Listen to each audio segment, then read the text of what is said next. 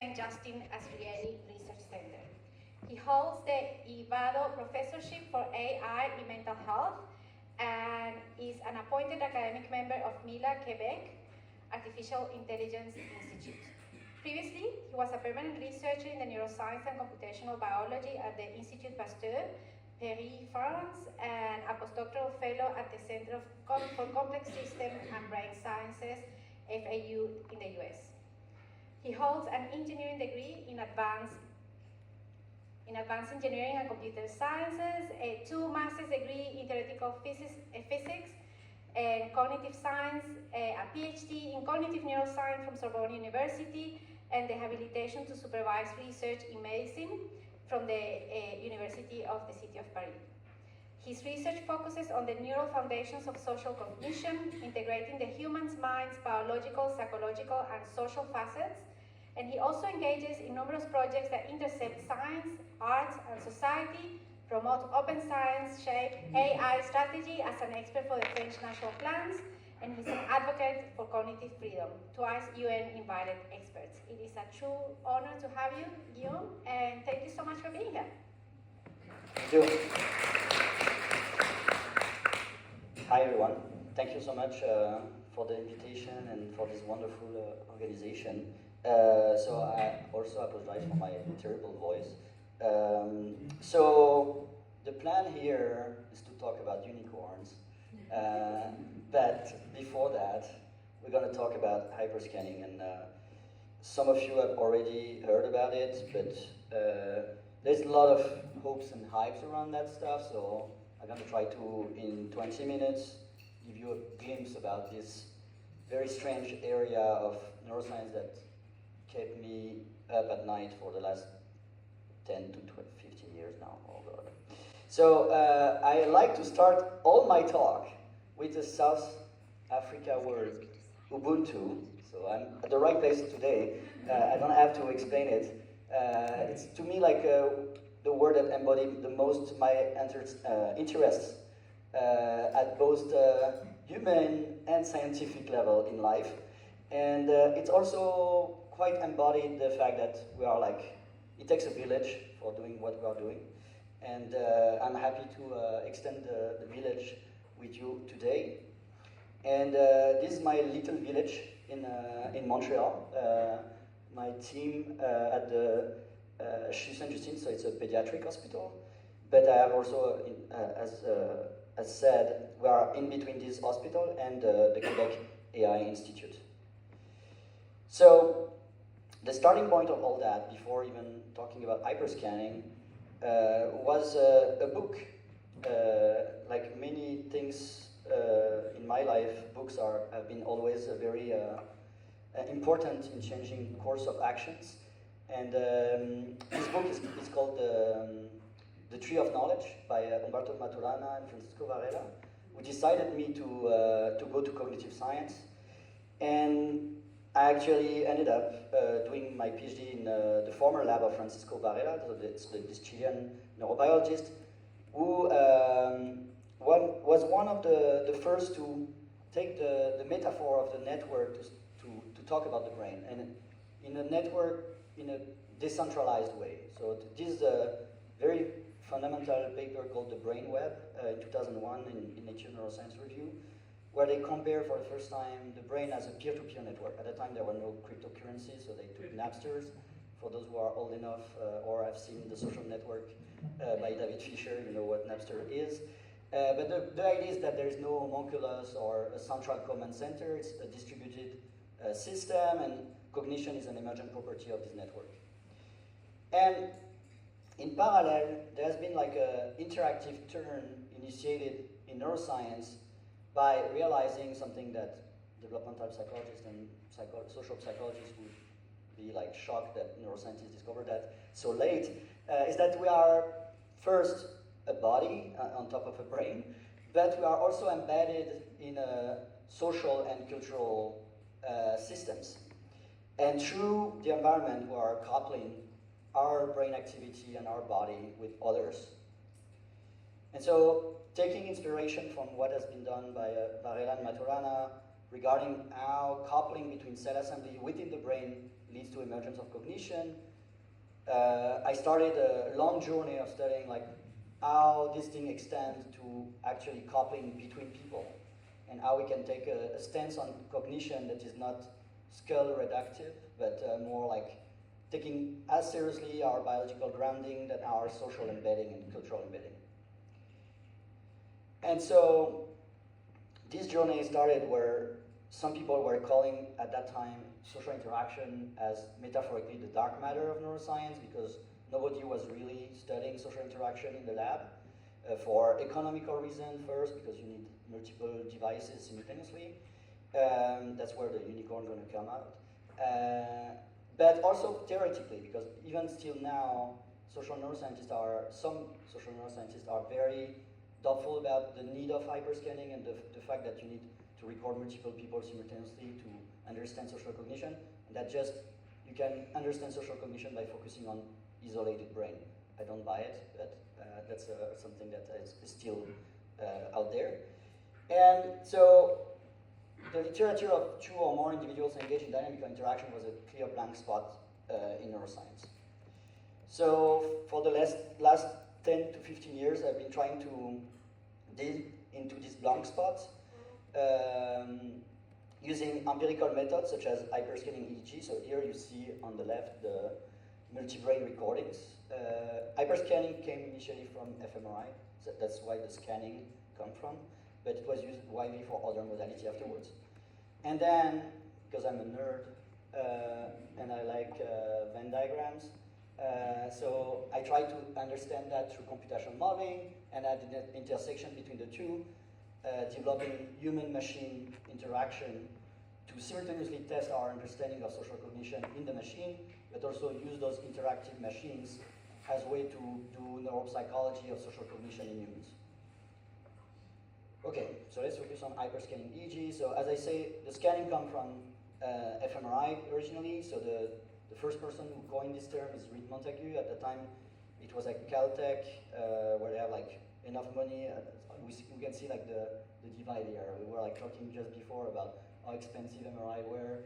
So at Caltech, they have like 2 fMRI just for fun. And so they say like, well, why not scanning 2 people simultaneously?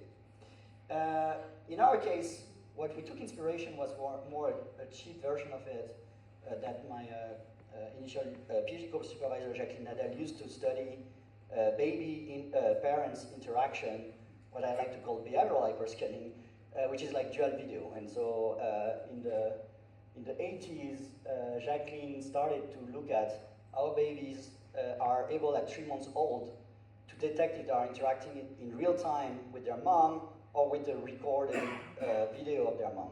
And so it showed that very early in life, we have the cognitive ability to detect these very subtle social dynamics, mutual social dynamics, with our conspecific and specifically our parents at first. So taking inspiration by this setup, I designed this experimental apparatus where we had like a dual video synchronized with dual EEG.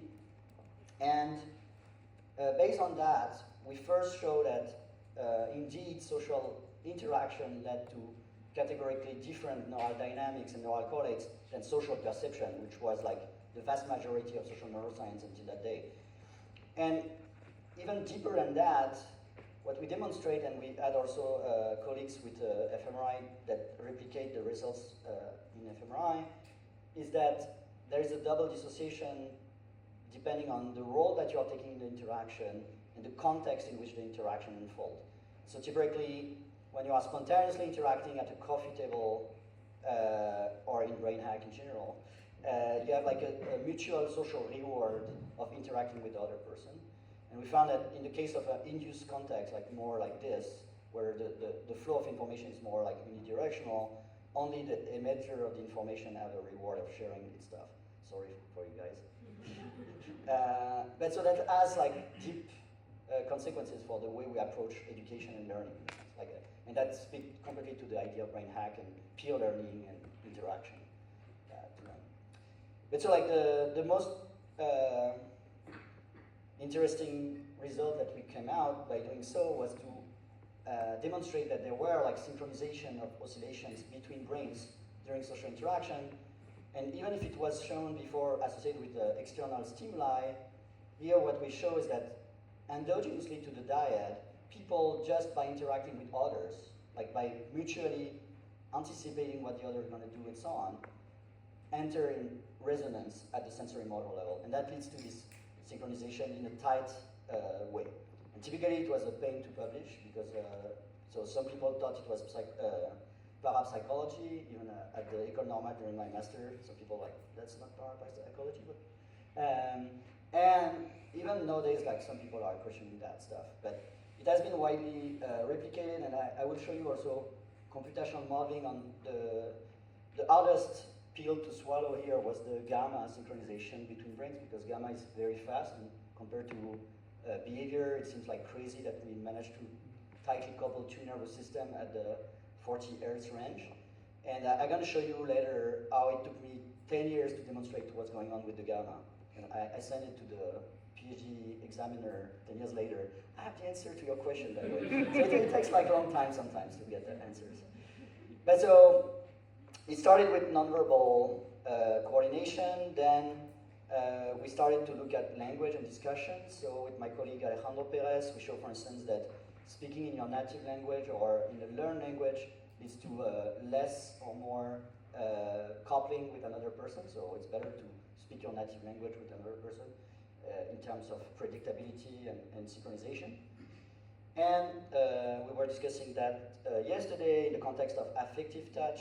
We also showed how it can have an analgesic effect, so it can reduce pain, and the interbrain synchronization were like a objective marker of this analgesic effect.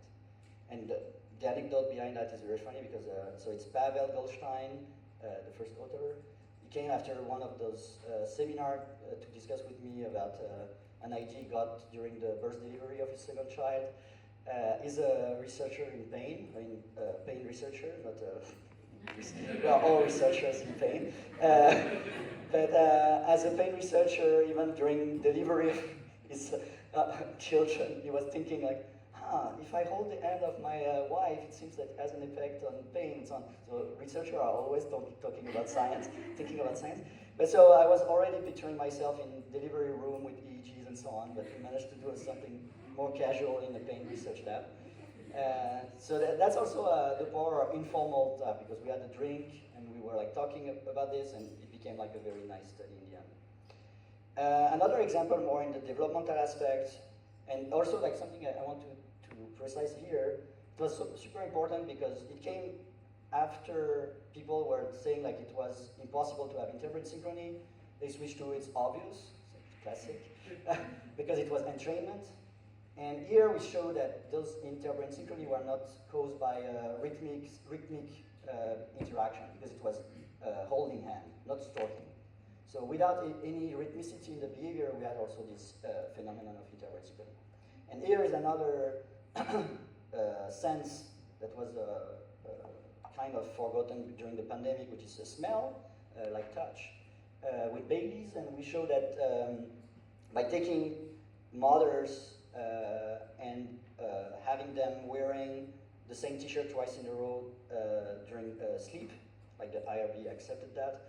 We put that in the jar, and so like we had the t-shirt with the smell of the mother, and we show that babies can be tricked in terms of social approach and social interaction to interact with another mother that's not their mother, but if she is wearing the t-shirt with the body odor of their original mother. And we showed that it was not a question of breastfeeding and so on. It was really like a body signature of the mother. And yeah, I mean, like the daycare people told me like, this is obvious, we knew that for years. So scientists are super slow to get stuff done. Apparently, like, for caretaker and daycare, it was known that having a t-shirt with the mother scent was a good stuff. So, and more recently also we show that, so that's the beauty of being in physical meetings here, that actually during Zoom meetings and in interaction through video, we lose this ability of mutually anticipate others at the tight time scale, because there is like a jitter and delays. And that may be accounting from part to the zoom fatigue that we experience, because our brain needs to compensate continuously actually this jitter to integrate self and other behavior. If you want to do a very fun experiment next Zoom meeting, you try to sing all together Happy Birthday, and you see it's like not happening. We show also, like, depending on the attachment that you have, so we compare stranger, friends, and romantic partners. The ability to enter in synchronization is also changed. And in a very funny way, I love this quote from Isaac Asimov, who say, like, the best sentence to hear in science is not Eureka, but that's weird. So here we had like a motor task and an empathy task. In the motor task, the more you know and the more you're acquainted to a person, the more your brain is synchronized during the task. In the empathy task, it was the case for the stranger and the friends. But the romantic couple appeared to be the less coupled at the neural level. And so we had like a lot of time thinking about it. And now we are working on with a couple counseling who actually, not for us, but for the research. And they say, like, basically one of the major problems in couple therapy and couple counseling is that people get an internal model of the other person and don't follow anymore like the ongoing cues during an interaction, but more base their judgment on their internal model. And so, like, we have a project using psychedelics and couple therapy to try to shift those internal mental models in couples to reframe the way of communicating, for instance, in the case of empathy. And so the challenge is now is to go beyond the diet. So one of the pioneer in that aspect is my colleague Susan Dicker, who did that in schools, and showing how looking at the synchronization of brains of students with the teacher was predictive of their joint attention and ability to learn. And funnily, like when we started that stuff, like my first paper was in +1. Now they are doing that in mice, and they are doing like cell and science and stuff. So apparently mice are more reliable than humans in neuroscience. But so they show that it's also work in mice. So mice also have interbrain synchronization. Well, for their sake, like they are doing that at the cellular level, which we are far from doing that in humans. We are starting SEEG hyperscanning, but it's very challenging. And another big challenge is to bring hyperscanning in a clinical context. So we are in a pediatric hospital, and we bring that during psychotherapy, systemic psychotherapy with the kids, the parents, and the therapists. And recently we also looked at mixed versus controlled diets in autistic individuals, and showing that we can see autism in a more like relational way than just reducing that at what's going on in one brain. And so in that sense, it speaks to I'm going to explain a bit later, but that we can look at mental health condition also in an interpersonal fashion, not just saying like it's a disorder of that individual, but by being more inclusive as a society, we can also change the way these individuals are behaving. And there's like this common, for instance, phenomenon called the double empathy problem, where actually neurotypical people, if there is such a thing, have very hard time to guess emotions from autistic individuals, in the same way that autistic individuals have difficulty to guess the emotions of neurotypical. But since the neurotypicals are the majority, they tend to say like, it's more like the autistic individual that have a problem. It's a bidirectional thing. So I just say like, there's a growing interest in those multi-brain neuroscience field. I like to put this 1965 point because it was the first hyperscanning study in science. It was actually parapsychology, so maybe it created a big trauma in the neuroscience community. They tried to demonstrate telepathy in twins at the time, but it made science with just like one sentence abstract and this data. So that shows how like the standard of journals can evolve over time. So literally one sentence abstract and this figure. So we have been working on making this thing more robust, reliable. So I've been traveling around to help people building their own lab, hyperscanning labs.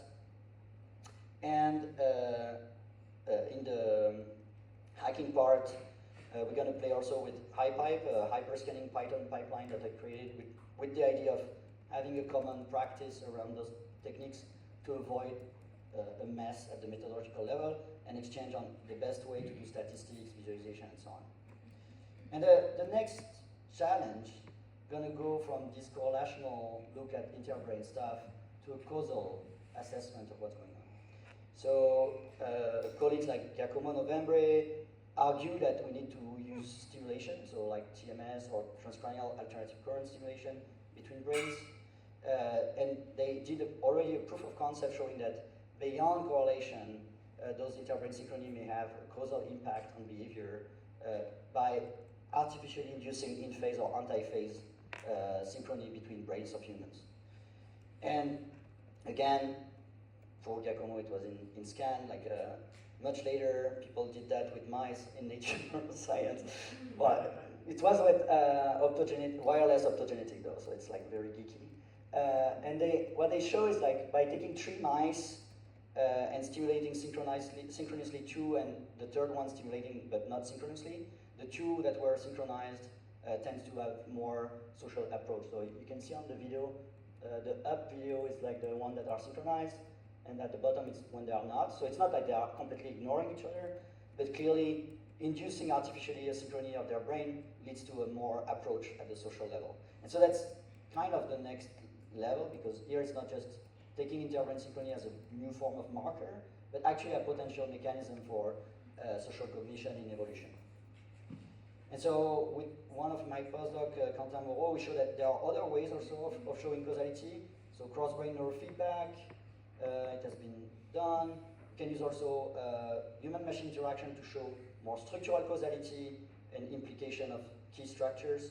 So for instance, using this human-machine interaction with biophysical model, we show that the right temporal parietal junction, which is like a classic visual suspect in social cognition, is actually a hub between self and other interaction and inside the brain. And since you have this integration between self and other information, it's the most similar brain structure between people as well, because like the self and the other are symmetrical, so that your self is my other and vice versa. And so that's explained partially why we found this RTPG as a hub of synchronization between brains so often. And finally, there is like in silico hyperscanning, or the no-brain hyperscanning with computational models. And in that case, for instance, we show that the anatomical connectivity structure participates in the propensity of entering in resonance with other individuals. And so the real connectivity that has been selected by evolution tends to facilitate those interbrain synchronization, while if you break this anatomical structure, you lose this ability of better resonate with others. But an important message is still you have always residual synchronization. So that's like also something that is very misunderstood in multi-brain neuroscience, that to get no synchrony between 2 systems, you need to have like 2 random number generators. And obviously, unfortunately, we're not. So there is always a form of residual synchronization between 2 similar biological systems. And so the important things to measure is the delta between the exchange of information and the no exchange of information. And that's echo what I said earlier about autism, because here we can have a process model of how, without pointing to a single brain area or a single gene, many different etiological mechanisms can lead to being out of sync with the environment during development. So it's called the misattunement hypothesis by Dimitris Volis and Leo Schilbach. It has been shown that by taking averages, we had a very bad picture of autism, neuroanatomy, and functions by assuming that they will have similar topology of their activity. And so, like for instance, here in this Ahami paper, they beautifully show that while control activates at the same location all the time, in autism there is much variability, and so if you end up doing like averages, you will end up concluding falsely that they are less activating, while in fact it's more like you're averaging different things. So again, a call for more diversity in the way of looking at the brains. And to finish the 10 years question that I had during my PhD defense, what's up with the gamma? So the way we solved that in the end was to understand that gamma indeed is not really the way we are coupling through sensory motor, but theta, yes. So theta, there's large literature of, it's called motor equivalence, with the phase of theta is actually directly mapped on the velocity of your movement in the motor cortex, for instance. So there's no spooky thing in theta coordination. And now there's a growing literature on cross-frequency coupling between theta and gamma. And so we managed to show that only with this theta coupling between brains and cross-frequency coupling within brains, we can observe interbrain in the gamma band. So that was why it was reliable, and we reproduce and keep on seeing those gamma interbrain synchrony. There is no exchange of information in the gamma range, but there is this kind of indirect coupling of the gamma through the theta and the cross-frequency. So, well, here are take-home messages. So we can move from pure neurobehavioral correlation to causation, but already it's important to realize that social interaction is different from social perception, that interbrain synchronization can be a valuable marker in verbal interaction, in arrhythmic interaction, in groups, in mice. And the next frontier is causal explanation through hyperstimulation, neurofeedback, or human-machine interaction. And you can also play with in silico hyperscanning. As a conclusion, I wanted to show also a couple of things. So, associated with this brain hack, I've been starting to do a website. So you have all the QR code here. So we created a Discord channel, GitHub repo, and I started a website. Let me show you. So, I mean, the title is temporary, but I wanted to make a little demo.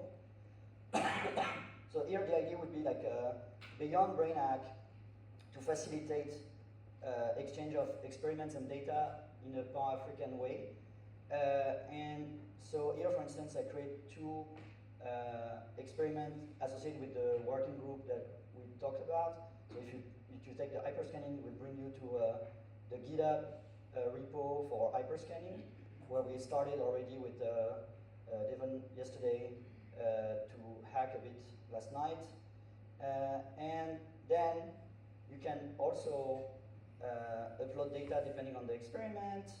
And when you have the data on the server, you can run QC on the data. I mean, it's very preliminary because I coded that like yesterday and last week. But there's like, it's a mock-up to show you how we can think about like a collective website that facilitates distributed data collection. And that's where like we can unleash the unicorn. That's a code name for Leo, where we are programming stuff so that basically using portable EEG, it would be easy for different labs to collect data in a similar way and make large data collection on similar experimental design.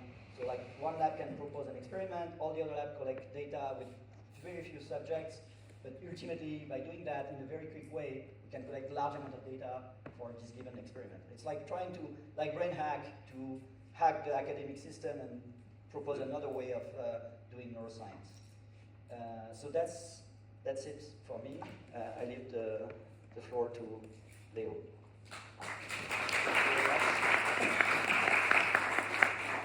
So hi everybody, I'm one of the unicorns. So I'm also in the hyperscanning group, and I also brought some unicorns. So I'm Leo, and I'm from g.tec, a NEUROTECH company in Austria, and I brought some low-channel BCI devices, so it's like 8-channel EEG, and we'll use it for the hyperscanning project, and I'll actually show you now in a live demo how it will work and how we'll set it up. So you will see some EEG now from me. So I'll just put it on my head, and then yeah, here you see also the interface that we use it for. Maybe meanwhile I put it on my head, I can give you the microphone again for a second. Okay, sure. So basically it's a cap with electrodes that can be used dry and with gel, so it's a hybrid system. And we use reference and ground. We have mastoid stickers that you can see here. So a lot of people in BCI devices use ear clips, but in our case we use the stickers for the mastoids. We have 8 predefined sensor locations that you can basically do most of the paradigms in BCI, but you can also make your own setup with the cap. Well, I'm going to show you now how to connect the device. First, I need to stick the mastoids, so it's just ground and reference. I'll use it dry because, yeah, just for demo purposes. And I have 6 with me today, and you also have 1. So we have 7 devices. So 7 unicorns. 7 unicorns. So please come by, and if you want to try them, just put them on like me right now. So that's the whole setup. And like Sabah showed earlier, like the QR code also for the ethic consent, if you want to participate in those multi-brain recordings. So there are plans to do like different tasks, or playing Among Us with 7 people simultaneously, or doing like card games, etc. Just to show how we can make like very easily social cognitive tasks with these systems. So I just fix a bit the sensors, but it's dry ET right now that you can see from 8 channels. So yeah, you can see now if I, for example, keep quiet and close my eyes. You should be able to see some alpha that you can actually see here quite nicely. And now I will also open like something that I also coded yesterday. So let's start hacking. So we want to stream from several devices over network, and yeah, we'll do it probably with lab streaming layer, LSL, and that's just one example how you could use it. So you can run more devices on one machine or on different machines, and then stream it over the network and analyze. I hope there's no bug. Let's see. So yeah, right now there should be opening one. So here you can see the raw ET in the top, and in the bottom I made a little alpha power estimation. So if I close my eyes, I hope it's increasing a bit. Yeah. Well, yeah, now it's going through the roof. It has a little delay of time because I have a moving average on it. But basically what we're going to do is we can stream this over network, so the EEG, and analyze it on another machine, or just stream the biomarker, the alpha power in this case, and do this from a lot of devices. Yeah. And yeah. I mean, we can also, we tried with Susan Dicker with 3, but never with 7 people, but we can do also inter-brain neurofeedback, so like computing in real time, how synchronized all the brains are. That could be a fun experiment to do, like to try to have 7 people most synchronized as possible with a visual feedback, psychedelic, of course, just to test. I'm a good subject for the alpha. I always have a quite big one. My boss says I'm too relaxed, but I don't think so. So yeah, basically in this program you can do the basic settings for acquiring with different filters. We also have an online artifact removal algorithm that we already implemented in the software. So if I check on the Oscar, it's removing artifacts like movement artifacts or EMG artifacts that are very common, or also eye blinks. So if, for example, if I move fast now, you can see there is not really any artifact, or even if I bite. So then we have just like yeah, some analysis ongoing of this algorithm, similar to ASR that you may know, and also quite interesting for movement tasks, for example. And just to show you how the networking works, so we just send the data via UDP or LSL, and just give it a name, and so you can receive it in the network just as an LSL stream. And yeah, so that's how I'm gonna approach it, hopefully with 7 unicorns.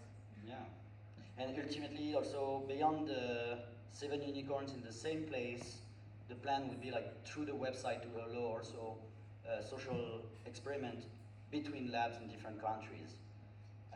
So that's more challenging, and that's where like we are here, like for hacking. So good.